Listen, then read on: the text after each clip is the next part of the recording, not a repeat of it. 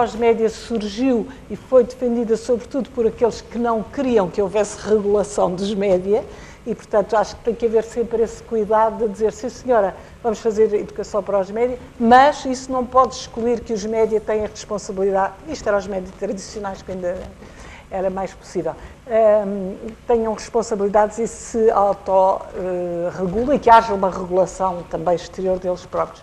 A mesma coisa com agora a educação financeira. A educação financeira surgiu quando deixou de haver dinheiro nos bancos e que era preciso levar as pessoas a poupar. Eu pertenço à questão da educação, ao grupo de educação financeira, portanto não estou a dizer mal disto, mas estou a dizer que tem toda a razão e que este é um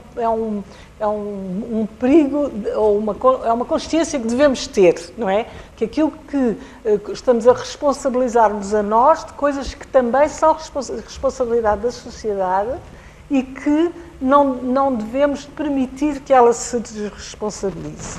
A mesma coisa é em relação à escola e ao que disse a escola.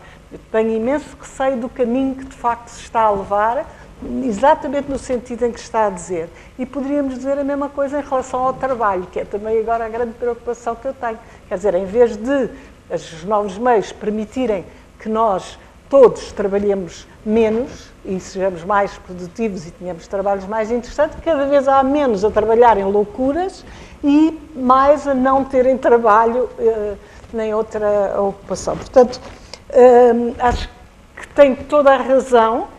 Só derivaria daí, por um lado, talvez apenas por wishful thinking, que a educação é cada vez mais importante e, por outro lado, que o nível político é cada vez mais importante, o que é uma desgraça, porque, como se sabe, estamos cada vez mais distanciados dele. Mas a opção por que tipo de sociedade, neste momento, é, de facto, fundamental, porque estamos aqui no meio de uma revolução, como dizia a Teresa, uma revolução digital e que não só, uma revolução demográfica com implicações enormes.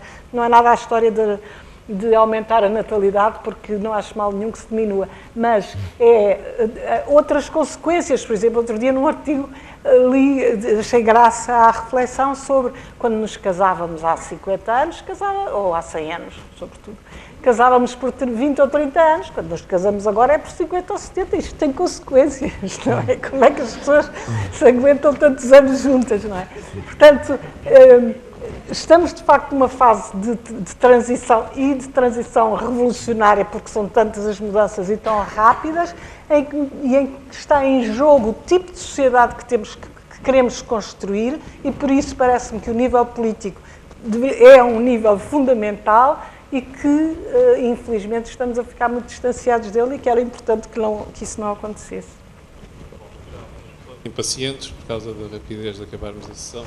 António José Teixeira, cá fechar, certamente com chave de ouro. Muito obrigado. Serei rápido, acho que fechamos todos com chave de ouro, nomeadamente quem esteve também daquele lado, teve paciência para nos ouvir e que também nos interpelou. Vou dizer 2 ou 3 coisas para sublinhar valores maiores para mim e julgo que também são para muita gente, felizmente, e que ajudam a sublinhar esta ideia da autonomia. A autonomia individual, a autonomia dos média, a autonomia do político. Há um problema grave que é o problema das dependências e o problema das dependências que condicionam a nossa liberdade. E isso é uma questão fundamental que atravessa todo o tecido dos média, toda a tal sociedade em rede em que vivemos.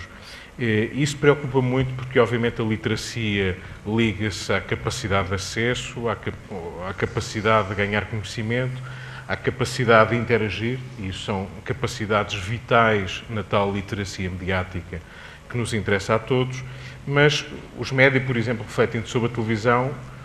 Obviamente que o problema da televisão não é o problema apenas da capacidade que cada um de nós tem de produzir um vídeo para o YouTube, ou de até fazer um canal, o tal meu canal, um canal individual onde eu faço e me revejo e me coloco ao espelho. Tudo isso tem o seu lugar e não é um problema, isso não é um problema, mas essa não é a questão central quando, por exemplo, olhamos para uma televisão encarada ainda como mass media, tal televisão generalista. E convém termos consciência que ainda hoje, particularmente em Portugal, um dos elos de comunidade, de vida social, passa pela televisão.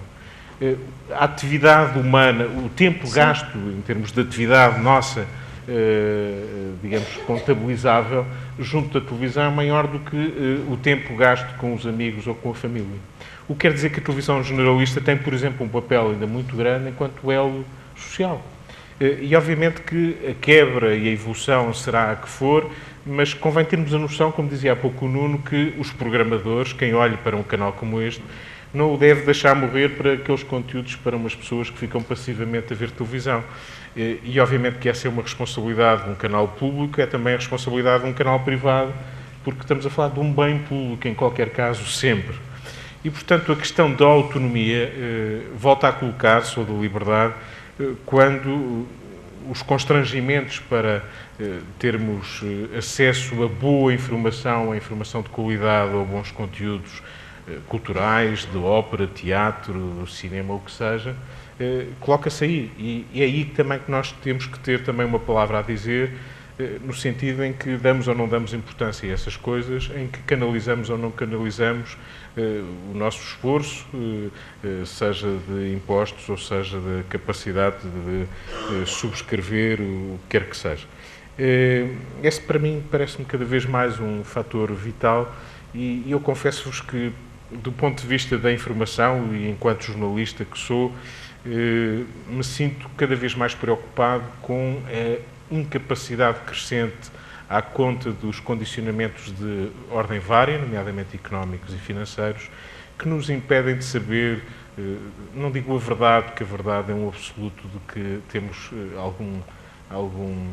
alguma reticência, não que não a procuremos e não façamos essa busca, mas de conhecer melhor, em profundidade, a real dimensão das coisas, sejam do BES, ou sejam do caso do Tribunal, ou sejam dos nossos impostos, o que quer que seja. E isso é uma questão que não é apenas de mercado e de literacia, é uma questão de cidadania, é uma questão política, no sentido que nos deve interessar a todos. Muito obrigado. Muito obrigado a todos, particularmente aos oradores, mas a todo o público. Eu só retirava uma frase como conclusão e baseado nos princípios do Castells, que já foi aqui várias vezes referido.